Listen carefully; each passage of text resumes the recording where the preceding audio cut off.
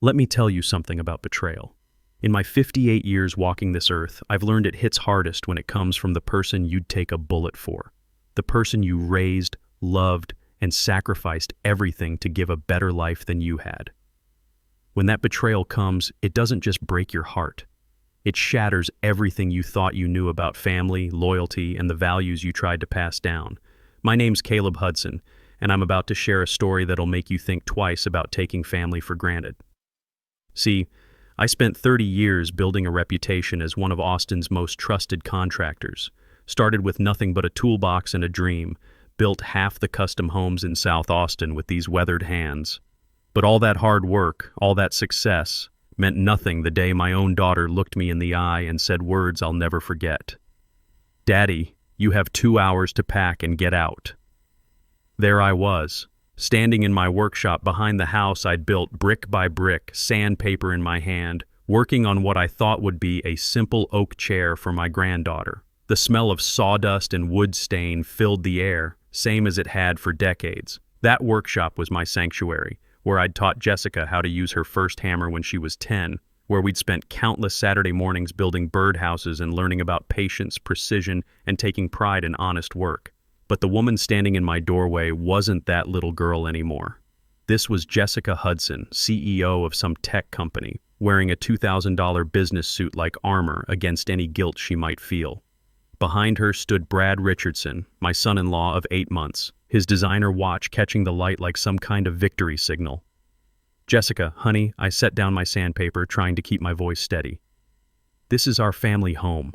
There's plenty of room for everyone." You know, even as I said it, part of me knew this conversation was already over. I could see it in her eyes, that cold, corporate calculation I'd been noticing more and more since she married Brad. "No, Daddy." Her voice carried that flat, business-like tone that made my stomach clench. "Brad's consulting firm is expanding, and we need to convert your workshop into a home office. The whole setup here is just outdated." Brad stepped forward then, smooth as a snake oil salesman. "Caleb, we've researched assisted living facilities. There are some excellent options that would be much more appropriate for someone your age. Someone my age. Now, I may be 58, but I can still swing a hammer for 10 hours straight and outwork men half my age. I'd built half of Austin, had a reputation for quality that spanned decades. But to them, I was just an old man taking up space they could use for profit." "I don't need assisted living," I said, feeling my voice rise despite my best efforts. "I built this house. I maintained this house. Every beam, every corner, every detail came from these hands. What happened next still haunts me." Jessica's face didn't soften the way it used to when I was hurting. Instead, it grew harder, colder. "Mom's been gone for 5 years, Daddy. It's time to move on. We've already changed the locks." Those words hit me like a sledgehammer to the chest. They'd already changed the locks. This wasn't a discussion or even a cruel ultimatum. This was a done deal, and I was finding out about it like some unwanted tenant getting an eviction notice. "You have 2 hours, Jessica repeated, checking her phone like she was timing a business meeting. "I'll give you a week to arrange for the rest of your things. Let me tell you something about shock. It doesn't hit you all at once. First comes the disbelief, then the anger, then this hollow feeling like someone scooped out your insides with a rusty spoon. I'd raised this girl since her mother passed when Jessica was 27, taught her everything I knew about integrity, hard work, treating people with respect. And here she was, treating me like garbage she needed to haul to the curb. 2 hours later, I stood on the sidewalk outside my own home, clutching a worn duffel bag that contained 30 years of life reduced to a few changes of clothes and family photos. The October heat was brutal even at 6 p.m., and I felt more lost than I had since my wife Maggie's funeral 5 years earlier. Standing there on that sidewalk, I did what any man in my situation would do. I opened my wallet to count what little money I had, barely enough for a motel room for a few nights, maybe a week if I ate nothing but convenience store sandwiches. But as my fingers moved through those worn leather compartments, they brushed against something I'd completely forgotten about. A small piece of paper with Maggie's careful handwriting. Bitcoin wallet, emergency only. I held that paper up to the streetlight, studying my late wife's script. You see, Maggie had always been the tech-curious one in our family. While I was building things with wood and stone, she spent her evenings reading about computers and digital trends. She used to joke about her digital investments, but I figured she'd maybe put $50 or $100 into some online thing I didn't understand. Maybe there's still something left, I whispered to the empty street, that piece of paper trembling in my weathered fingers like a lifeline thrown to a drowning man. Sometimes God works in mysterious ways, and sometimes he leaves breadcrumbs for those smart enough to follow them. Now, in my 58 years, I've learned that when life kicks you in the teeth, you better get up and see what knocked you down before you decide whether to swing back or walk away. That little piece of paper in my wallet was about to teach me the most important lesson of my life. Never underestimate the people you love, especially the quiet ones who seem to just be going along for the ride. The next morning, I walked into First National Bank carrying nothing but hope, desperation, and Maggie's mysterious note. I'd spent the night in a cheap motel off I-35, staring at water stains on the ceiling and trying to make sense of how my life had crumbled in just 2 hours. You know that feeling when everything you thought was solid turns out to be quicksand? That was me, hanging onto that piece of paper like it might somehow save my life. I approached the teller windows and picked the youngest one, figuring he might have patience for an old contractor fumbling through what was probably some outdated computer thing. "Good morning, sir. How can I help you today?" The nameplate read, Wesley Thompson, and he looked like he was maybe 25, probably fresh out of college. "Morning, son," I said, sliding the paper across the counter and feeling embarrassed about its worn condition. "I'd like to check on a digital account that belonged to my late wife. It's some kind of cryptocurrency thing." I felt foolish even saying the words. Here I was, a man who'd built houses with his bare hands, asking about digital money I couldn't even see or touch. Wesley looked at the wallet address I'd written down and started typing on his computer. At first, everything seemed routine enough, but then something changed. His typing slowed, then stopped altogether. His eyebrows drew together, and he got this look like he'd just seen a ghost. "Is there a problem, son?" I asked, my heart already sinking. Figured I was about to find out Maggie had lost whatever little money she'd put into this computer nonsense. Wesley looked up at me, then back at his screen, and I swear his face went pale as fresh paint. "Sir, I need to get my manager. Please, just give me one moment." The way he said it, urgent and careful at the same time, made my stomach clench. He walked quickly toward a glass office, and I could see him through the walls speaking to a middle-aged woman in a navy suit. She looked up sharply when he pointed at me, and her expression changed from casual attention to something I couldn't quite read. Within moments, she was walking toward me with purposeful steps. Her nameplate read Rachel Phillips, branch manager, and she had that careful, professional smile that bank people use when they're dealing with something unusual. "Mr. Hudson," she said, extending her hand, "would you mind if we spoke privately in my office? This account requires some special handling." Special handling. In my experience, that phrase never means anything good. "Is there some kind of problem, ma'am?" Rachel's smile became a little more genuine. "Not a problem, sir. Quite the opposite. Mr. Hudson, this wallet is connected to cryptocurrency holdings that have been growing for over 15 years. I've been with this bank for 20 years, and I've never seen anything quite like this." She led me to her office, and I settled into a chair that probably cost more than my truck. Rachel turned her computer monitor toward me, and what I saw next changed everything I thought I knew about my late wife. "Sir, your wife was apparently much more than a casual investor. This cryptocurrency portfolio has been appreciating since 2008. My hands gripped those chair arms as numbers started appearing on the screen. Bitcoin purchases dating back to when it was trading for pocket change. Ethereum bought when nobody even knew what it was. Various other digital currencies I'd never heard of, all showing massive gains over the years. The total figure seemed impossible, completely surreal. $6.2 million. You know what it's like when your brain just refuses to process what your eyes are seeing? That was me, staring at those numbers like they were written in some foreign language. My modest contractor's salary had been our only income, or so I'd thought. Maggie clipping coupons, growing vegetables in the backyard, mending clothes instead of buying new ones. All this time, she'd been sitting on a fortune. "Mr. Hudson," Rachel said gently, "are you feeling all right?" I couldn't speak, could only stare at that screen, at numbers with more zeros than I'd ever dreamed possible. Finally, I managed to whisper, "Maggie, what did you do?" That's when Rachel produced a sealed envelope from Maggie's safety deposit box. She left specific instructions that this should be given to you if you ever accessed the account. My hands trembled as I broke the wax seal, recognizing Maggie's careful handwriting immediately. Even 5 years after her death, seeing those familiar loops and curves hit me like a punch to the gut. "My dearest Caleb," the letter began, "if you're reading this, it means I'm no longer with you, and you found yourself in a situation where you need this anchor I've prepared." I had to stop reading and wipe my eyes. Even in death, Maggie's voice came through so clearly, that gentle wisdom that had guided our family for 25 years of marriage. You probably think I was just your simple wife who clipped coupons and tended the garden. But Caleb, I was watching. Every night when you fell asleep after your long days on construction sites, I was reading about technology, about digital currencies that were going to change the world. A memory surfaced then, clear as day.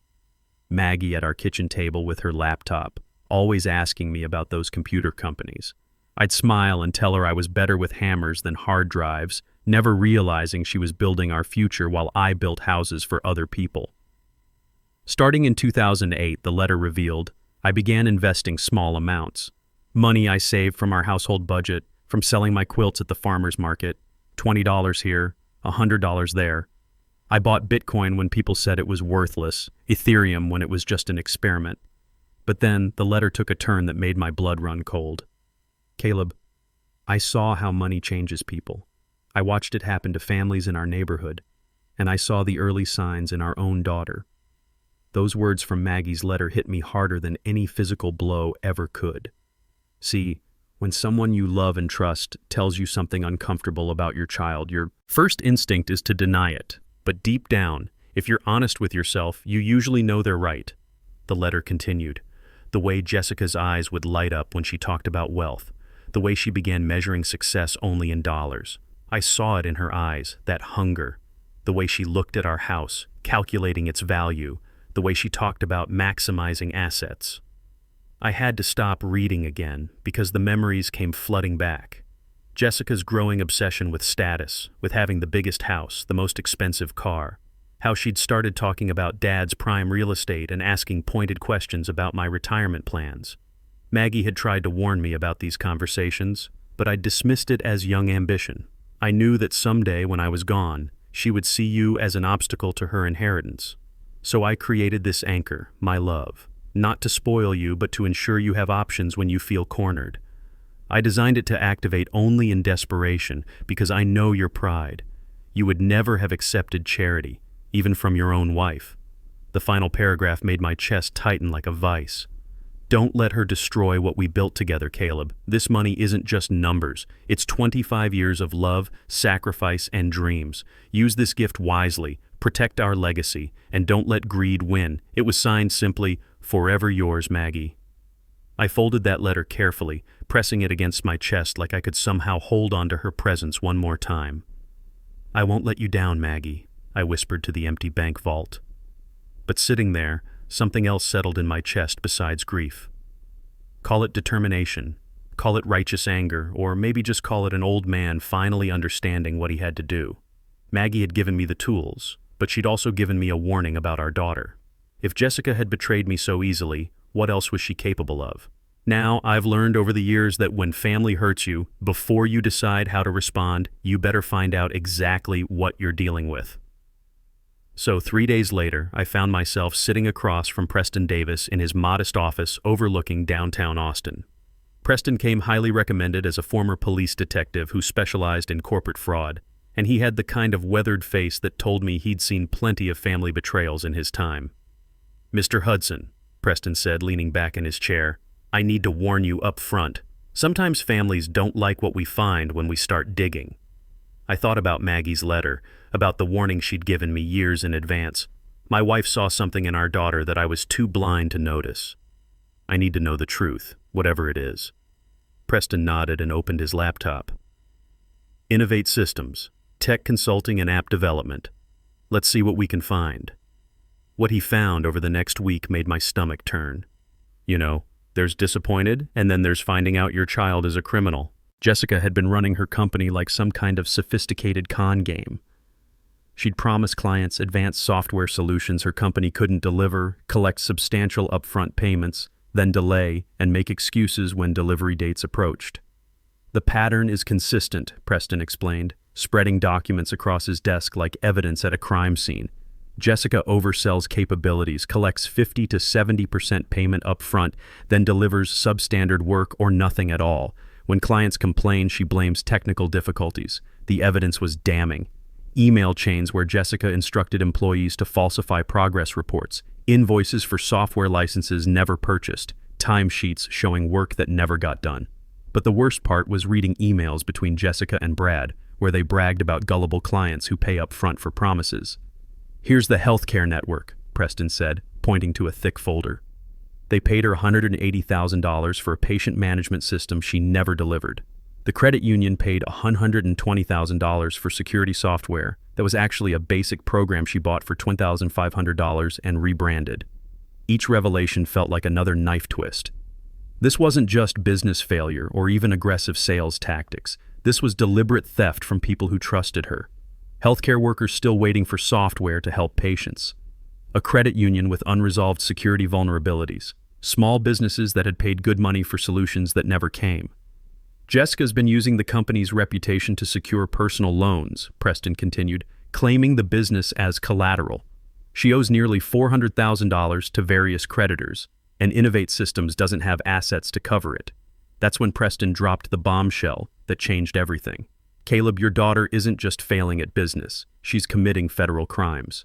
Wire fraud, investor fraud, breach of contract. We're talking serious federal charges." I sat there staring at the evidence of my daughter's systematic betrayal, not just of me, but of every client who'd trusted her. The little girl I'd taught to measure twice and cut once had become someone who cut corners and measured nothing except how much she could steal. But here's what Preston didn't know, and what I was just beginning to understand. Sometimes when someone you love becomes someone you don't recognize, the greatest act of love is making sure they face the consequences of their choices, not to destroy them, but to give them a chance to find their way back to who they used to be. That's when I made a decision that would change both our lives forever. I was about to show Jessica what real power looked like. Now, I've always believed that justice and revenge are two different animals entirely. Revenge is about making someone hurt the way they hurt you. Justice is about making sure they understand the consequences of their choices and giving them a chance to make things right. What I was about to do was justice, though I'll admit the line got a little blurry at times. 1 week later, I found myself in Attorney Mitchell Cooper's office, surrounded by law books and the kind of quiet confidence that comes from 25 years of legal experience. Mitchell had handled plenty of corporate acquisitions, and when I explained what I had in mind, his eyes lit up like a man who'd just been dealt a royal flush. "Mr. Hudson," Mitchell said, reviewing Preston's evidence folder, "your daughter's company is drowning in debt. Innovate Systems owes $1.8 million to various creditors, and they're getting desperate. But here's the beautiful part. We can use that desperation to our advantage." He pulled out a legal pad and started sketching. "We create a shell company, Lone Star Capital LLC. This company purchases Innovate Systems debt from the primary lender. When you own a company's debt, you essentially control that company's future." The plan was elegant in its simplicity. Banks would rather sell problematic loans than deal with foreclosure proceedings. If Lone Star Capital purchased Jessica's debt, I'd become her primary creditor with controlling leverage over everything she'd built with lies and stolen money. "Jessica won't know who's behind Lone Star Capital until we choose to reveal it," Mitchell explained. "To her, it'll just look like another investment firm swooping in to acquire distressed assets." Over the next 3 days, Mitchell worked with surgical precision. He established Lone Star Capital with me as sole owner, created banking relationships, and contacted Jessica's primary lender. They were more than receptive. Jessica had been late on payments for 4 months, and her declining revenue made them nervous about ever seeing their money again. "They'll sell the debt for 65 cents on the dollar," Mitchell reported back. $1.2 million, and you'll control your daughter's entire business empire. I signed those papers thinking about Maggie's letter, about protecting the legacy we'd built together. This wasn't about destroying Jessica. It was about saving her from herself and making sure her victims got justice. The wire transfer went through on a Friday afternoon. Mitchell's phone rang within an hour. "It's done," he said with satisfaction. "All of Innovate Systems' debt has been transferred to Lone Star Capital. You now own 75% of your daughter's company." The next morning, Jessica received a call about a potential major investor wanting to meet immediately. According to Mitchell's intermediaries, this investor represented significant capital and was interested in discussing a complete buyout of her struggling company. I arrived at Jessica's office building early, taking the elevator to the 12th floor where Innovate Systems occupied what had once been an impressive corner suite. The receptionist directed me to conference room B, where I positioned myself facing the windows with my back to the door. When Jessica entered, I could hear the confidence in her footsteps, the purposeful stride of a desperate woman who thought salvation had finally arrived. She was carrying her leather portfolio, wearing her most expensive suit, probably the same one she'd worn when she threw me out of my own house. "Good morning," Jessica said to my back, her voice bright with professional enthusiasm. "I'm Jessica Hudson, CEO of Innovate Systems. Thank you for considering our company for acquisition." I turned slowly, watching her face transform from practiced corporate charm to complete shock, then to something approaching terror. "Hello, sweetheart." Jessica's portfolio slipped from her hands, papers scattering across that polished conference table like fallen leaves. Her mouth opened without any sound coming out, and I watched her face cycle through confusion, disbelief, and finally, dawning comprehension. "Daddy, what are you doing here? This is my business meeting. I'm expecting an investor." "Actually," I said, settling into the head chair like I owned the place, which, legally speaking, I now did. "I am the investor, Jessica. Or more accurately, I'm the new majority owner of Innovate Systems." I slid the ownership documents across the table. Jessica's hands trembled as she read the legal language that spelled out her complete downfall in black and white. "This is impossible," she whispered. "You're just a contractor. You don't have this kind of money. Your mother was a remarkable woman, sweetheart. She saw things coming that I was too blind to notice." I opened Preston's investigation folder. She also taught me about protecting what we built together. What followed was the hardest conversation I've ever had with my daughter. I laid out every piece of evidence. The healthcare network she'd stolen from, the credit union she'd left vulnerable, the small businesses she'd destroyed with her lies. I watched the confident CEO facade crumble, leaving only a frightened woman who'd built her success on other people's trust. The rest happened quickly. FBI, arrest, trial, conviction, 3 years in federal prison, and full restitution to her victims. But here's the thing about rock bottom. Sometimes that's exactly where someone needs to be to remember who they really are. 6 months into her sentence, I got the first letter. Not excuses or blame, but genuine accountability. Jessica had enrolled in a legitimate computer programming course and was learning to build things the right way for the first time in years.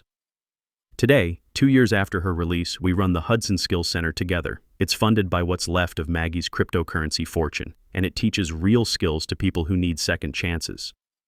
Jessica leads the computer programming classes, and you know what? She's the most patient, ethical instructor we've got. I'm sharing this story because every father needs to hear it. Don't wait for a crisis to show your kids what really matters. Hold them accountable when they go astray, and remember, it's never too late for second chances, but sometimes you have to fight for them. Sometimes love means letting someone fall far enough to remember how to stand back up.